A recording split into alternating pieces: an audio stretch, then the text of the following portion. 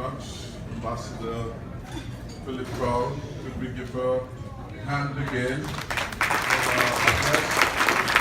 I want to thank her for her kind words of introduction. I want to pray leave to adopt the protocol so ably established before me, save and accept to acknowledge the presence of the Honorable Premier of Nevis and Senior Minister in the Federal Government, the Honorable Van Sabry. I want also, of course, to acknowledge Madam President of the Hearts and Hands and all the special honorees and invitees all who have come out on this whole Sunday to be part of this auspicious event. And special delight to those who have come from other islands, in particular, I heard Mount Stratford in the house. Those other islands that are here to give support.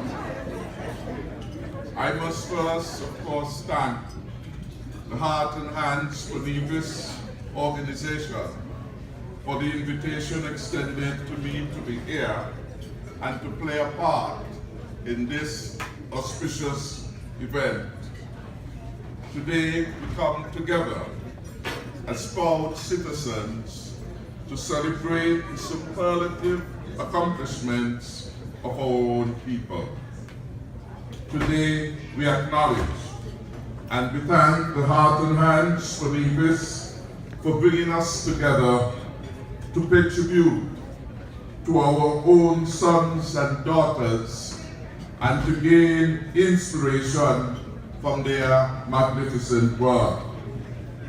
The Hearts and Hands for Nevis is a non-for-profit organization that has been actively promoting strong ties among Nevisians at home and abroad over the last 17 years, we were advised.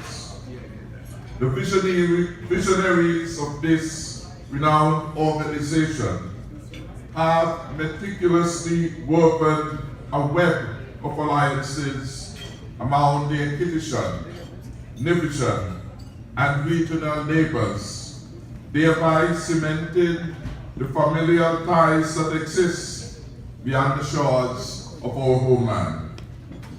This gathering today is a testimony of the marked success of the Hearts and Hands for Nevis, and we should give them a round of applause. This well-established organization has successfully staged numerous events in keeping with their mission, and I quote, to influence members to develop their full potential through excellence in personal leadership, relationship development, and the creation of wealth through the power of integrity and collective effort. End of quote. As 2016 unfolds, their goals are no less important, and the executive and members of the Hearts and Hands for Nevis are committed to organizing divisions and Friends of Nevis worldwide into esteemed communities with a view to maintain their Nevisian identity and culture. This vision allows for a celebration of today's honorees, namely His Excellency Dr. Everson Hall, Dr. Violet Jeffers, Sir Hugh Rollins, and Dr. Leslie Wade. These distinguished honorees are high achievers who are highly respected and successful citizens in every right. Today, Sunday, January 17th, is an opportunity we have to celebrate them. From the tireless, energetic spirit of Dr. Violet Jeffers to the all-inspiring work of Dr. Leslie Wade, the financial and economic expertise of Dr. Everson Hull, and the legal acumen of Sir Hugh Rollins, our nation reels with collective pride at the celebration of four of our sons and daughters. Dr. Hall, I am advised, graduated from the halls of the Charlestown Secondary School to serve now as the permanent representative for St. Christopher and Nevis to the Organization of American States, an achievement marked by a myriad successes in private and public enterprise along the way. We move to the peak of his financial and economic expertise, a field he has been committed to all of his life. His successes certainly are the successes not just of Nevis, but of the Federation of St. Kitts and Nevis. Could we give him a round of applause? Dr. Leslie Wade's service to our nation and to the world is symbolic. With the solid foundation built by her parents and grandparents in particular, this bold personality stayed close to the pursuit of her passion to work with the United Nations.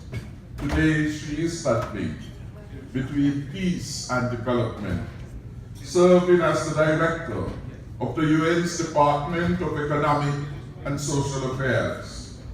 Each of us can learn from this brilliant mind, which makes decisions daily in the interest of devising policies that impact the United Nations and by extension the world. Could we congratulate Dr. Leslie Wade? Sir Hugh Rollins has climbed the heights of legal excellence, paving a legacy deemed attainable only by a few human beings in our lifetime. Today, as a judge of the ILO International Appellate Administrative Tribunal in Switzerland, Sir Hugh continues in his capacity to use the legal foundation which he acquired to train young minds and lead countless others to the well of wisdom from which he has so successfully gleaned. Again, a round of applause to Sir Hugh. Our recognition of their successes does more than laud their precedent for our nation's youth at home and abroad to strive toward excellence as they wrestle with career paths of their own choosing. Today's high achievers are models who are also dedicated to positively impacting the lives of others through excellence and through service. We are mindful of their sacrifices, their contributions, and their respective successes, and we applaud each and all of them. We must not lose sight of the fact that the small size of Nevis did not prevent its sons and daughters from reaching the zenith. The small physical size of the island instead provided fertile soil from which our own sons and daughters have risen to provide service to a big, wide world. Give them again a round of applause. Speaking of service, this year's annual luncheon comes at a symbolic time for my administration. On the cups as we are of realizing the 1-year anniversary of service to the citizens of the Federation of St. Kitts and Nevis at home and abroad. Almost a year ago, my government commenced a shift away from the old school of governance that minimized the value of our people, and we took an approach to leadership that would be and must be people-centered. Beyond that, we took an unprecedented decision to honor the work of our people, not based on their political affiliation, but rather on their work and their work in advancing the Federation. And so, in keeping with this shift and fresh perspective, accomplished citizens such as Kim Collins and Dr. the Right Honorable Sir Kennedy Alphonse Simmons have been heralded for their contributions to nation building. Could you give those two a round of applause? Equally, my administration was very pleased indeed to finish the task of investiture of Sir Simeon Daniel as a national hero.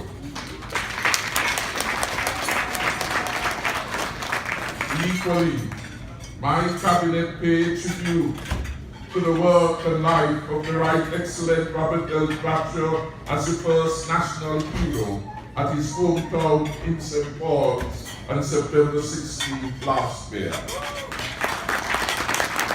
Simultaneously, at that event, we paid tribute to all of our national heroes. My government has proposed that the time has come for a National Heroes Park as a home for all those who join the pantheon of national heroes. It is in this same vein my government seeks to steer our twin island away from the distasteful political quagmire that only value those aligned with a particular political party at the expense of one's patriotism to our good nation. It is our trust for honoring the value of all of our citizens, as opposed to his or her political allegiance, that allows us to be celebrating each other based on merit rather than affiliation. This is the new ethos at the fulcrum of my call in my budget's address for 2016 for pay for performance as a key element of a new performance management which we must have in the Federation of St. Kitts and Nevis. Performance matters for us and to us. Performance matters if we are to achieve way beyond the signposts of disadvantage and constraint imposed by us by slavery, colonialism, poverty, with all their debilitating prisons of contraction, underperformance, and despair. This vision embraces excellence in every aspect of our nation's development, and we stand proudly as an institution of the people, sharing in the achievements of all of our citizens, and today in particular, some of our finest strengths. It is no irony that this weekend's 17th anniversary Hearts and Hands for Nevis celebration falls on the 17th day of the first month of a new year. It comes at a time when we celebrate the excellence of a human being whose life changed an entire world.